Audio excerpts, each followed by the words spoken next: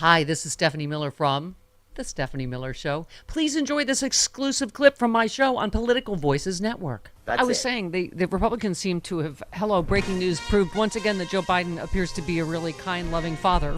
I'm like, that's all. I'm like, oh, he talks to Hunter every day. That's really sweet.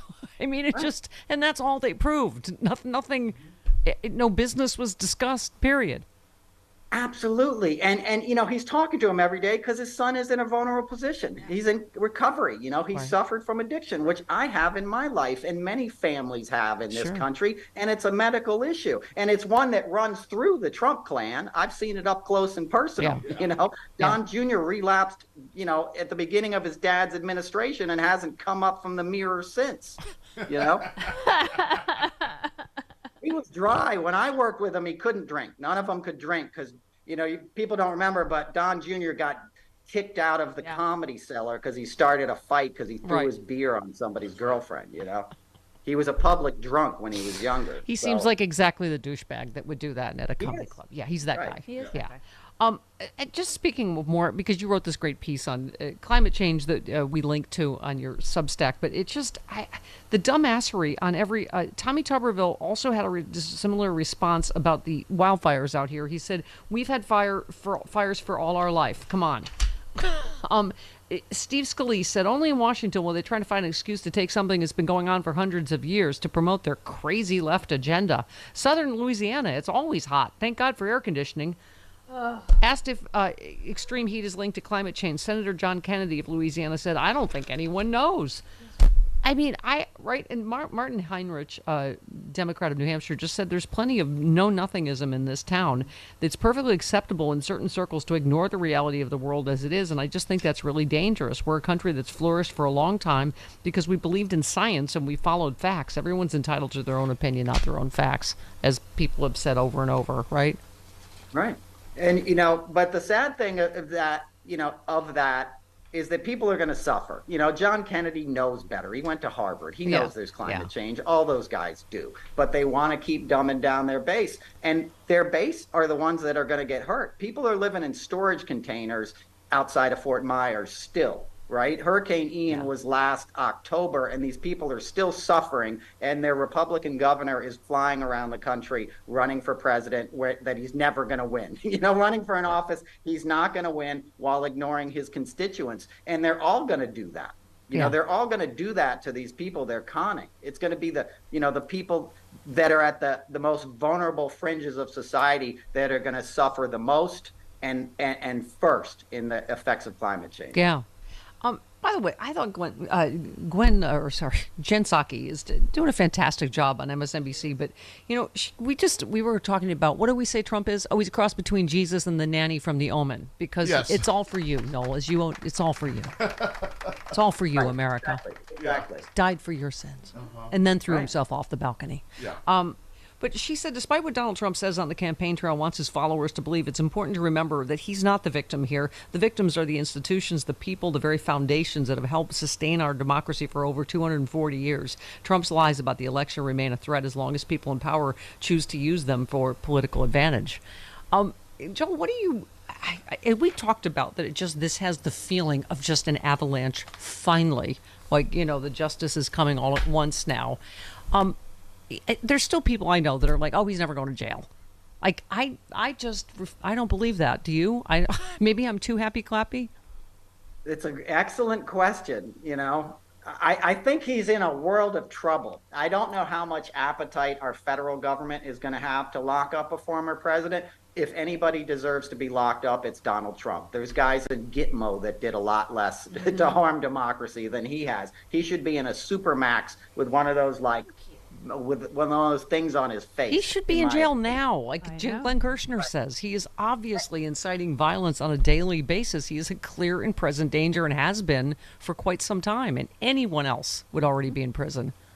And he's building an army. One of the points I always try to make to people, when you see these guys driving around in the giant pickup trucks with the Screaming Eagle on the back of their car and the guns and stuff, he wants to energize those guys to do something. And don't put it past Trump that he wouldn't do that. We saw that on January January 6th. Yeah. Well, he is doing it. It's like in slow motion. He's doing it again, and we're all just sitting here like, oh, I wonder what he's going to do this time. And it's just, I mean, you're right. All of the things that he is being tried for, he's doing again. I mean, it's just, yeah. And Trump tells you what he's going to do. That's the thing with Trump. He's like, I'm going to do this, and then he does it. Right. And Jack Smith is probably our savior in that regard. I think I'd probably tend to agree with you. I think if anybody is going to lock him up, it's going to be Jack Smith. And I don't think we have any idea the weight of the hammer that's about to come down on him. If you wanted to do a public service, I would just patrol Fifth Avenue if I were you and go, he's going to shoot someone here. Just be careful. He told us. Mark in New York, you're on with Noel. Hey, Mark. Noel Casler, what an amazing, incredible spirit that has given us the information we need about the Orange Jesus. Hi, Stephanie. Oh, hi, Mark. Hi. How you doing? Good. I just wanted to say I wanted to speak about, I'm glad to hear that. I have to say it. I'm your New York, Puerto Rican, cis husband, wife, father, who support all groups that have been marginalized. But I want to talk about Tommy Of the Stephanie Miller Show. Tuberville. Thank you. Okay. Mm-hmm. Tommy Tuberville. Yes, thank you. I'm from a military family, and I said before that I am a former police officer and now professor.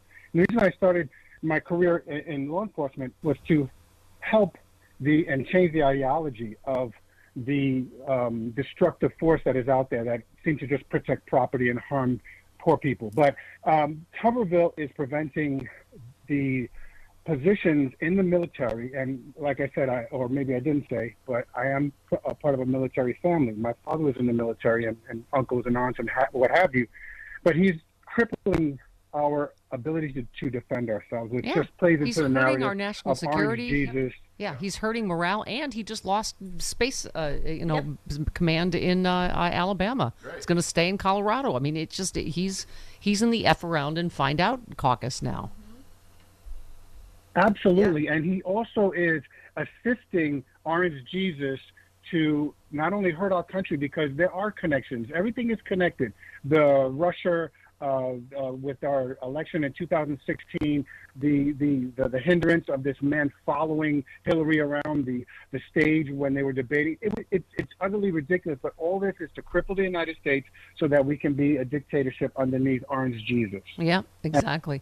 Yeah, Noel, you've been calling it out for a long time, but it's just, could he act any rapier? Like, it's just, so now a judge has said, yes, he's a rapist. I mean, it's, and E. Jean Carroll just happens to be the one that, he was convicted of, right? Yeah, she was the one who had the bravery. Not that his other victims weren't brave, but she was the one in a position to make it stick to him. And she's a hero, and I applaud her. And I have friends that, were groomed by Trump when they met him at his ice skating rink when they were 12 years old. He was inappropriate with them then, and by teenagers in the early 20s, they ended up hanging out with him in Epstein's house. Yeah. And they were like, you believe the things that Trump did, and Trump and those guys did to women. And I'm still in contact. That person's story is their story. It's not mine to tell. But I know the lives that these women have to live because of what Donald Trump did to them. To this day, these are not healthy, functional people. He victimizes people. Yeah. And, he shouldn't have gotten away with that. I'll just leave it at that. For me, that's what I wanted him to go to jail for. And there was plenty to send him to jail long before he became POTUS. And half of New York City knew it. Yeah, exactly. Tracy in Mesa, you're on with Noel. Hey, Trace. Good news. It's only going to get to 106 here today. Yeah, you're broken the streak. Oh, my God. Wear your parka. Yeah, you're going to need a jacket. Yeah. Hey, Noel, digging the resonator guitar in the background there. About 5 years ago, my wife and I adopted a cat from a lady that the lady passed away, and her niece was in charge of rehoming her animals.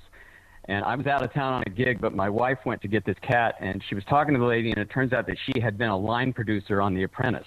Oh, wow. Huh. And this is a couple of years before we were enlightened to the Stephanie Miller Show. So, but everything that you've been saying that we've heard you say on the show, we heard from this lady a couple of years before that. So the exact same stuff you've been saying. Like, I guess Ivanka was tapping her finger on the table one day and looked at this lady and said, "Coffee."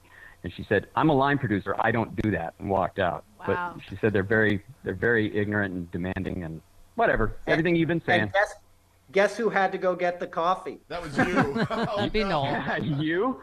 Yeah. All right. Thank you, Trace. Yeah, you were saying you were in charge of specifically Ivanka.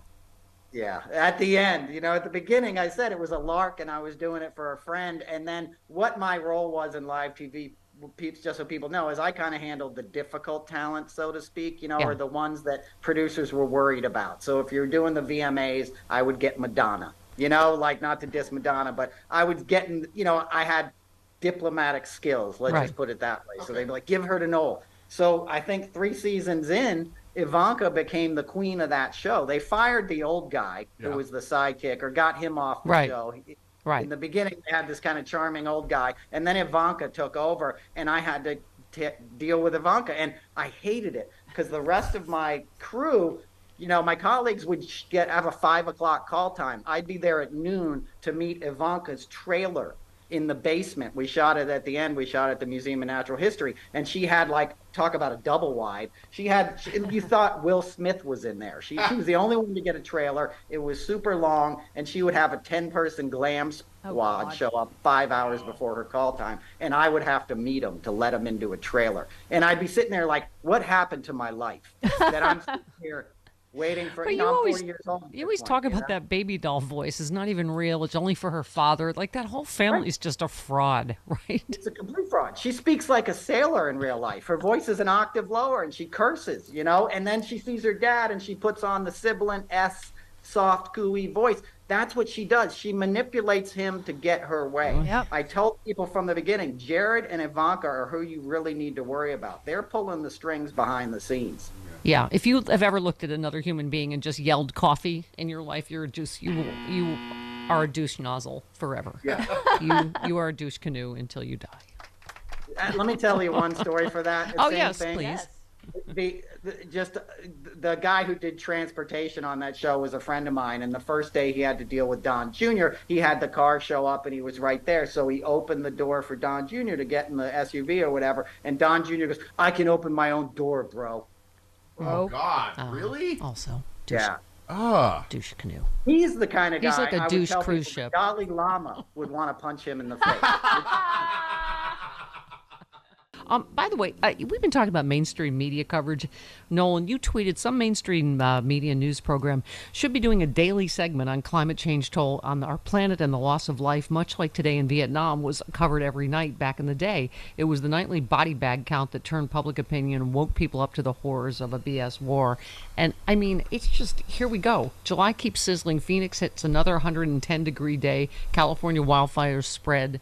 And you're right. They're too busy still with the Trump stuff, right? Because the Trump stuff sells, and it's not to say it isn't important. It's extremely important, but so is massive flooding in Beijing that we saw yesterday that you did not see much of on the nightly news programs. They're all doing hours and hours on Trump's legal predicament because it pays the bills, and I get that. But, climate change is more of an existential threat than Trumpism. Yeah, well, I mean, stopping fascism, saving democracy, also really important. But you wrote a whole piece, it's the burning planet, stupid. I mean, Phoenix sizzled through its 31st consecutive day of at least 110 degrees. Other parts of the country grappled with record temperatures after a week that saw significant portions of the U.S. population subject to extreme heat. July, scientists calculate, will be the hottest month ever recorded, and likely the warmest human civilization has seen. And then we had, again, massive wildfires out here in California. Hang on, hold please. Oh, Burbank. Hello, here. That's right here. The summer heat may have been responsible for some unusual behavior in the animal kingdom. Police responded to a report of a bear sighting in a residential neighborhood and found the animal sitting in a jacuzzi behind one of the... Stupid bear! You're going to be even hotter if you take a jacuzzi. What's wrong with you? You need a picnic basket. I just wanted to say now a story about a bear. Uh-huh. But no, I mean, it's like every other issue we talk about because we have one party that's become the dumbass party. And it's called summer. GOP brushes off record heat wave. I mean, here we go again, right? Right. And when you sort of take a step back and look at that, part of the distraction and the chaos that Trump and these GOP trolls deliver, it's a wonderful boon for the oil and gas industry and the Koch brothers and the guys that fund these campaigns and the Federalist Society, you know, that's owning the Supreme Court. They want to keep doing business as usual. And the easiest way to do that is to have this big chaotic GOP that ignores climate change. And to play into what they want is the mainstream media not focusing more on climate change, let alone making those two connections. And a lot of mainstream media is scared to make that connection because oil companies are paying the bills on MSNBC and CNN and every other network. And we went through this anti-science nonsense with COVID, and now we just seeing stories that COVID's starting to spike back up again. And it's, you know, but as we just said, hottest month-long stretch in 120,000 years. Nearly 200 million people, 60% of the U.S. population, are currently under an extreme heat or flood advisory. And here we come with Senator Football McDump, Tommy Tuberville, saying there's a very scientific word for this. It's called summer. It's no hotter right now than it's ever been. I've been in this heat all my life in July and August as a football coach. The world's not heating up. Come on. I mean, they are just the ignoring science party. Absolutely. And they're influencing millions and millions of Americans who aren't willing to change their habits. And that is extremely dangerous. I got a neighbor. My town has 4-acre zoning, right? So everybody's got a really big yard. This guy has a professional lawn service come on Friday. Then he spends every other day on his own lawnmower mowing 4 acres for no reason, putting carbon monoxide into the air. We got to get people to change their habits. And you know, we got to do it.